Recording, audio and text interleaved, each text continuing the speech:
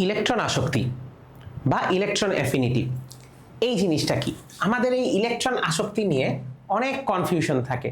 So আজকে আমি তোমাদের সাথে আছি মোহাম্মদ জুনায়েদ খান রাইয়ান, বর্তমানে পড়াশোনা করছি ঢাকা বিশ্ববিদ্যালয়ের applied chemistry and chemical engineering ডিপার্টমেন্টে। আজকে আমরা কথা বলবো ইলেকট্রন আসক্তি বা ইলেকট্রন অ্যাফিনিটি আসলে কিভাবে কাজ করে বা এই জিনিসটা আসলে কি।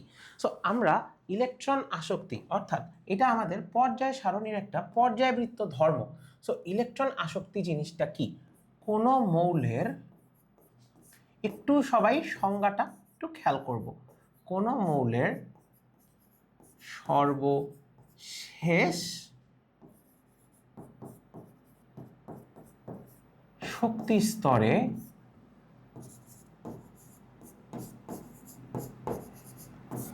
এক মোল ইলেকট্রন কি?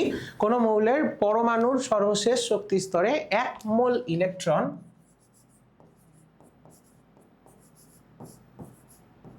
গ্রহণ করে এক মোল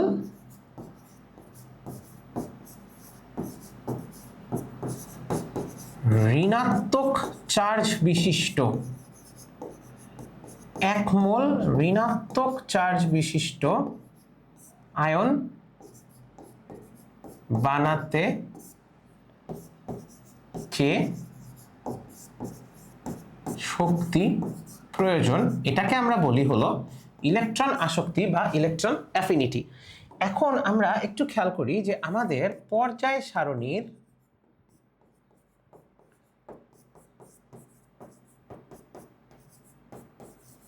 বাম থেকে ডানে আর হলো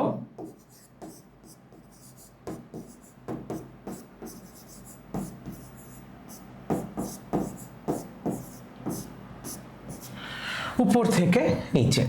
এখন একটু খেয়াল করো, যখন আমাদের পর্যায় সারণীর বাম থেকে ডানে, আমি বলতেছি পর্যায় সারণীর যত বামে যাব তত ওই মৌলটা বা ওই পরমাণুটা কি হবে? একটা ধাতব পরমাণু। এবং যত আমি পর্যায় সারণীর ডান দিকে যাব সেটা হবে অধাতব পরমাণু। এখন আমরা জানি পর্যায় সারণীর যত বাম দিকে তার সর্বশেষ শক্তি স্তরে ইলেকট্রনের পরিমাণ কম থাকে।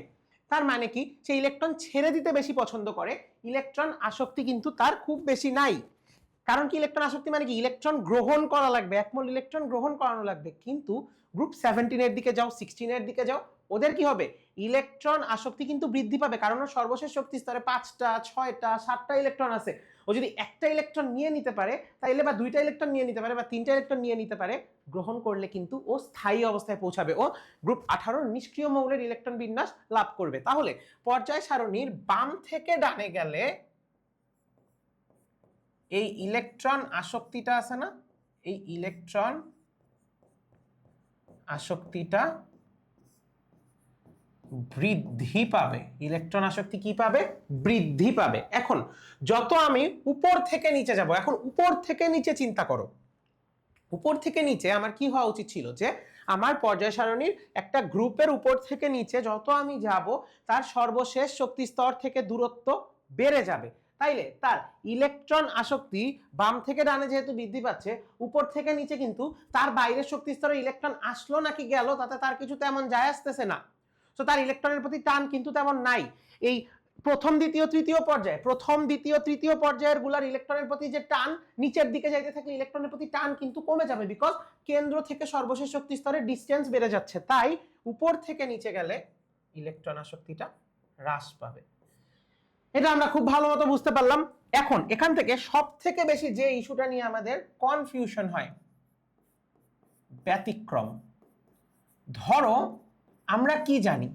আমরা জানি যে group 17 fluorine, chlorine, bromine, iodine, আমার অ্যাস্টাটিনও আছে, আমরা ওটাকে হিসাবে আনলাম না, আমরা just fluorine, chlorine, bromine, iodine নিয়ে কথা বললাম। এইবার তাহলে আমাদের লজিক্যালি হিসাবটা কিরকম হওয়া উচিত? ইলেকট্রন আসক্তির ক্রমটা কিরকম হওয়া উচিত? ফ্লোরিন, এরপর ক্লোরিন, এরপর আমার ব্রোমিন, এরপর আমার আয়োডিন। এখন এই ফ্লোরিন, ক্লোরিন, ব্রোমিন, আয়োডিন কি হওয়া উচিত? কারণ মাত্র পড়ে আসছি গ্রুপের উপর থেকে নিচে গেলে হ্রাস পাবে, তার মানে ফ্লোরিনের সবচেয়ে বেশি, আয়োডিনের সবচেয়ে কম। কিন্তু এটা কিন্তু হয় না। এই ক্রমটা দেখতে হয় হলো এই রকম। ফ্লোরিন, ক্লোরিন, সরি আর তো সেম জিনিসই লিখে ফেলতেছি। এই জিনিসটা দেখতে হয় হলো ক্লোরিন, ফ্লোরিন, ব্রোমিন, আয়োডিন। এখন এইখানে একটা ব্যাপার আছে যেটা হলো, তাইলে আমরা বুঝতে পারলাম যে এই জায়গাটাই মেইন কনফিউশন, যে আমার এই জায়গাটাই মেইন কনফিউশন যে আমার ক্লোরিন থেকে ফ্লোরিনের বেশি কেন, ক্লোরিনের বেশি কেন, কারণ আমরা দেখতে পাচ্ছি ফ্লোরিনের বেশি হওয়া উচিত ছিল, বাট ক্লোরিনের বেশি কেন।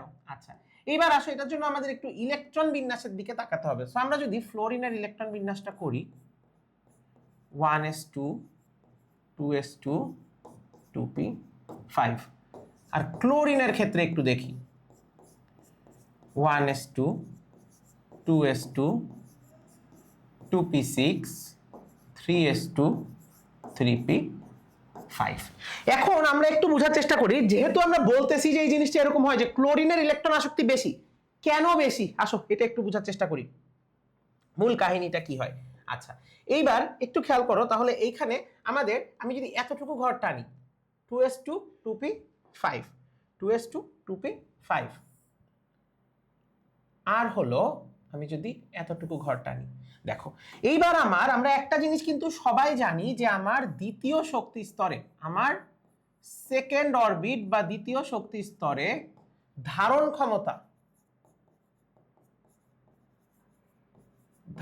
ক্ষমতা আছে হলো 2n স্কয়ার, মানে 2 × 2 স্কয়ার, মানে 8টা ইলেকট্রন ধারণ ক্ষমতা আছে।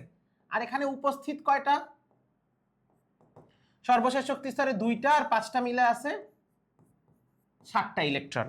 আর আমার যদি এবার আমি বলি ক্লোরিনের ক্ষেত্রে সর্বশেষ শক্তি স্তর হলো থার্ড অরবিট, ওর ধারণ ক্ষমতা হলো 2n স্কয়ার, অর্থাৎ 2 × 3 স্কয়ার, 18টা ইলেকট্রন। কিন্তু ওর আছে কয়টা, ওরও কিন্তু আছে 2 আর 5 7টা ইলেকট্রন।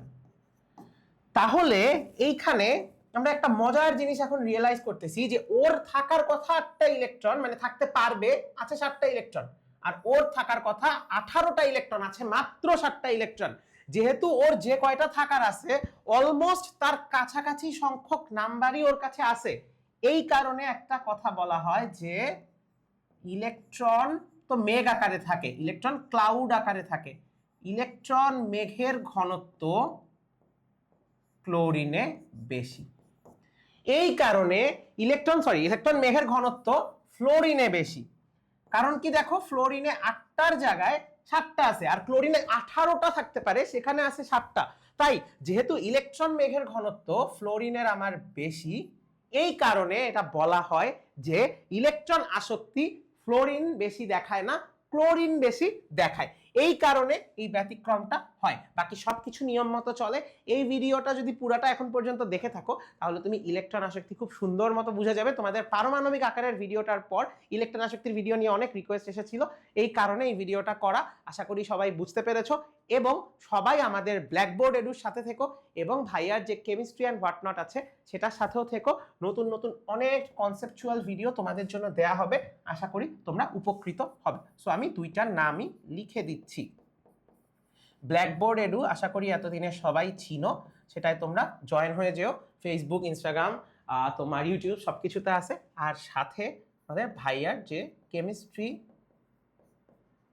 অ্যান্ড হোয়াটনট আছে, সেখানে তুমি কেমিস্ট্রি রিলেটেড টপিক এবং সাথে অনেক অনেক study hacks, study guides, tips এগুলা পেয়ে যাবে। সো সবাই ভালো থাকো, সুস্থ থাকো, দেখা হবে নেক্সট ভিডিওতে।